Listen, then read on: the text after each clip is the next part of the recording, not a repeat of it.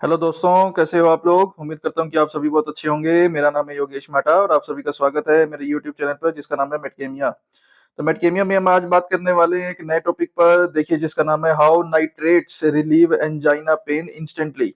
Angina जो attack आता है उसके अंदर नाइट्रेट्स किस तरह से अपना रोल प्ले करते हैं और इतना जल्दी कैसे ये रिलीफ दे देते हैं। जैसा कि आपने आजकल देखा होगा कि हार्ट अटैक के केस खूब आ रहे हैं, तो उसी में एक सिचुएशन है जिसको हम बोल देते हैं एंजाइना पेक्टोरिस। तो इसको हम तरीके से वन बाय वन समझेंगे। देखिए, सबसे पहले ये कि एंजाइना क्या होता है।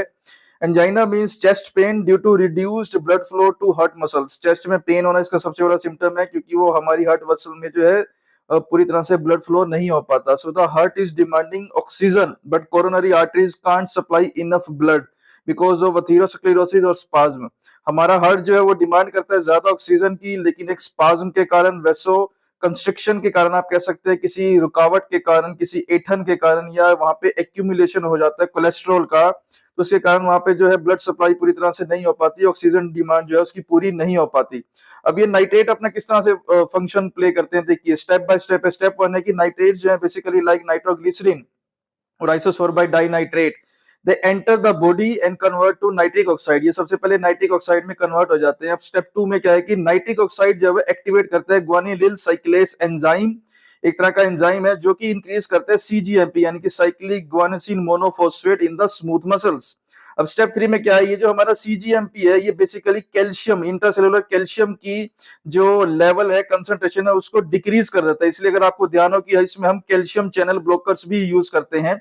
अब वो उसके डिक्रीज होने से हमारी जो स्मूथ मसल जो है वो रिलैक्स हो जाता है, जिससे कि वेसोडाइलेशन कोज होता है। अब वेसोडाइलेशन कोज होने से क्या इफेक्ट मिलता है, सबसे पहला इफेक्ट है हमारी जो कोरोनरी आर्टरीज डायलेट करती हैं उससे ऑक्सीजन सप्लाई बढ़ जाती है, increase in the concentration of oxygen supply तो मायोकार्डियम। मायोकार्डियम मतलब जो हमारी हार्ट की मसल है, और उससे क्या होगा, कार्डियक वर्कलोड हमारा घट जाएगा और ऑक्सीजन की डिमांड घट जाएगी, इसलिए अपना इफेक्ट कॉज करती हैं। तो नेट रिजल्ट क्या आएगा, पेन जो है डिसअपियर हो जाएगा एज ऑक्सीजन बैलेंस जो है वो रीस्टोर हो जाएगा।